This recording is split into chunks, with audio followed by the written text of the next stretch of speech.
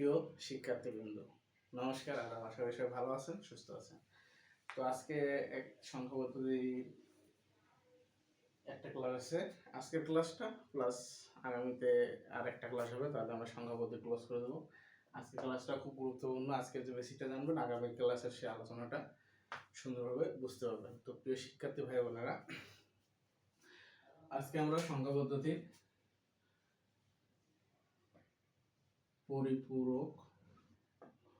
পরিপূরক কি, আসলে পরিপূরক বিষয়ে আলোচনা করব। পরিপূরক কি, পরিপূরক বিষয়ে আলোচনা করব।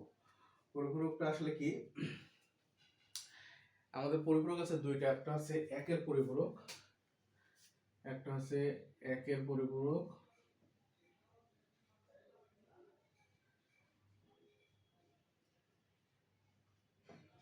আর একটা হচ্ছে দুইয়ের পরিপূরক।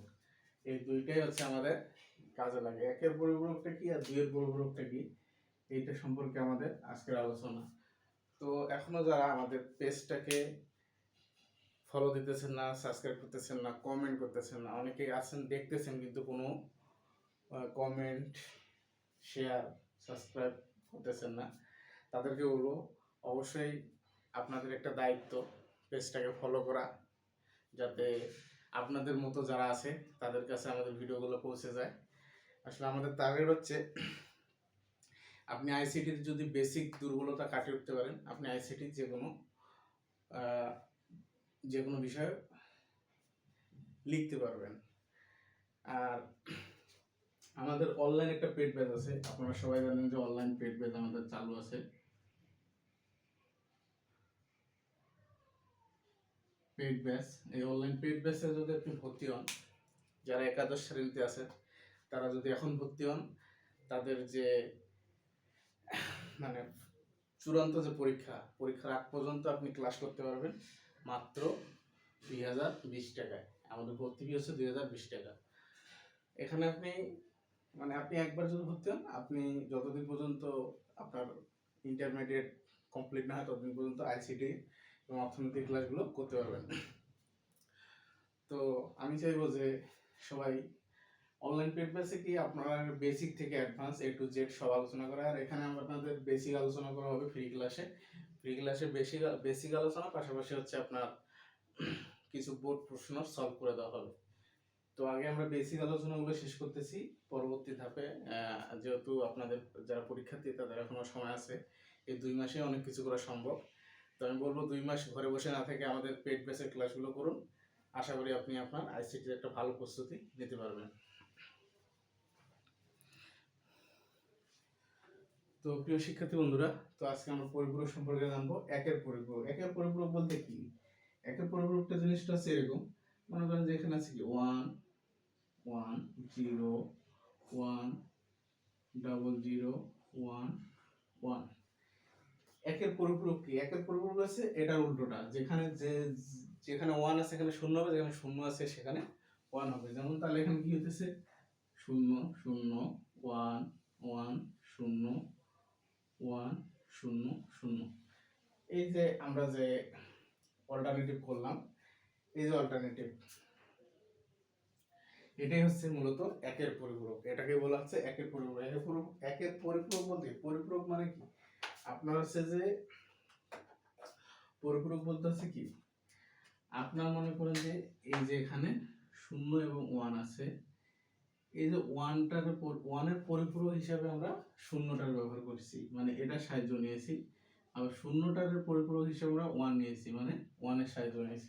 এটা হচ্ছে পরিপূরক। মানে পরিপূরক জিনিসটা এরকম যে আপনি একটা জিনিসের পরিবর্তে আরেকটা জিনিসকে ইউজ করতেছেন, এটা হচ্ছে পরিপূরক। মানে আপনি চাইলে এখানে মনে যে একটা বিষয়, যে আপনি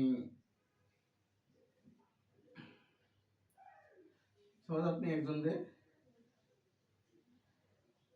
120 টাকা দিলেন, কিন্তু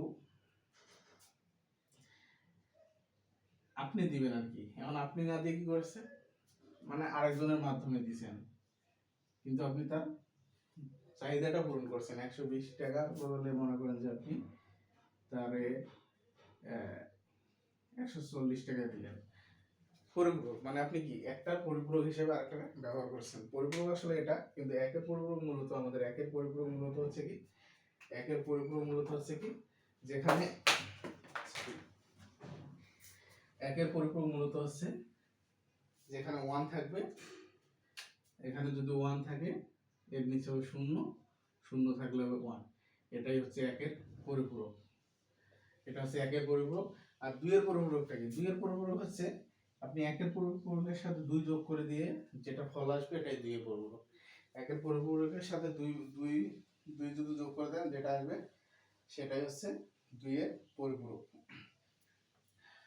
তো আশা করি এটা বুঝতে পারছেন।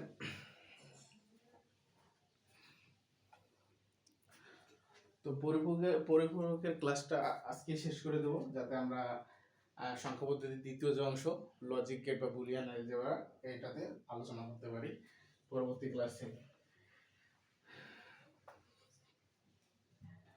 সাপোজ আপনি মনে করেন যে একটি সংখ্যা দেওয়া আছে, যে সংখ্যাটা বাইনারি হচ্ছে এটা কি, মনে করেন যে এখানে আছে 26, এর বাইনারি সংখ্যা ধরলাম 3টা 0, বাইনারি সংখ্যা ধরলাম 26 এর বাইনারি কত হবে? 110110।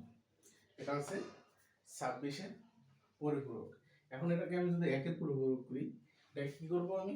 এটাকে যদি আমি একের পরিপূরক করি তাহলে কি করব? এটা উল্টাই দিয়ে শুধু 1 যোগ করে দেব। 0 এর জায়গায় 1, 1 এর জায়গায় 0 এভাবে বসাবেন। বসানোর পরে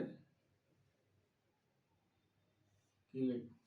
এটা একের পরিপূরক। এখন একের পরিপূরক যে করছেন এটা তো হচ্ছে যে একের পরিপূরকের সাথে যদি আমি একের পরিপূরকের সাথে যদি 1 যোগ করে দিই, দিয়ে যদি এখন আমি এটা করি তাহলে এটা আমাদের 2 এর পরিপূরক হয়ে যাবে। তাহলে আমাদের এটা 2 এর পরিপূরক হয়ে যাবে। তাহলে কি হইতেছে? তাহলে এটা আমরা যোগ করি।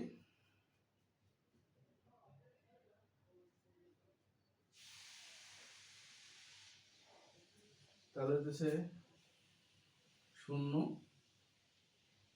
1 0 1 0 1 0 যোগ করলে কত হয়? ওই যে সূত্রটা মনে করেন, আমাদের যে সূত্র আছে, যোগের সূত্র কি আছে? 0 যোগ 0 0 0 যোগ 1, তাহলে হচ্ছে কি 1 1 যোগ 0, এটা হচ্ছে 1, আবার 1 যোগ 1 ক্যারি 1, ক্যারি কি আছে? ক্যারি 1। এই যে এই সূত্রটা কিন্তু এই পরিপূরকের ক্ষেত্রে লাগবে, এটাও পরিপূরকের ক্ষেত্রে লাগবে। তাহলে এটা আশা করি এটা সূত্র অনুযায়ী এখন যোগ করেন, দেখেন যে উত্তর বাইরে গেছে। তারপর কি আসবে?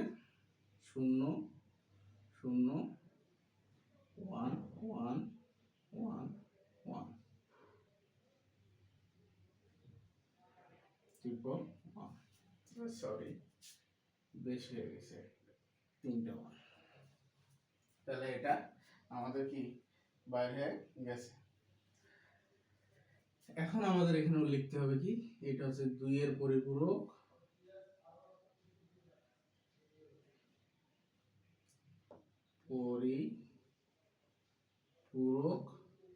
আর এইটা উল্টাই দিছি আমরা, এটাকেই আমরা বলতে পারি কি 1 এর পরিপূরক।